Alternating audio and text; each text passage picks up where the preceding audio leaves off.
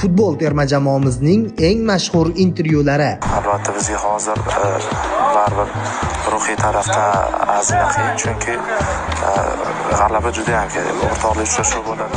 O'shaning uchun hozir 13-da bo'ladigan o'yinga yaxshi tayyorgarlik ko'rib, g'alaba qozonsak, menimcha hamma joyida tushib ketishi kerak. Abduqodir, hammasi sog'ingan, menimcha siz ham vatanni, terma jamoani sog'ingan bo'lsangiz kerak.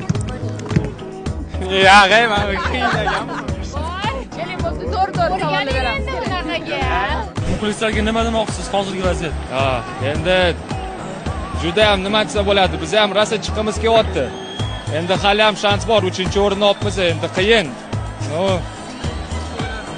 2-1 yutmadimi? 2-2. Voy.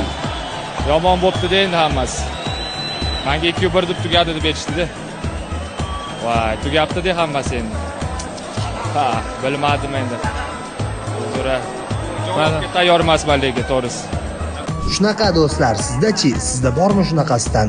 Yozib keting. Aytgancha like bosib, qo'llab-quvvatlang. Bo'lmasa 2 yildan keyin men bilan bunday ohangda gaplasha olmaysizlar. Men ruxsat ham bermayman bunga, nasib bo'lsa.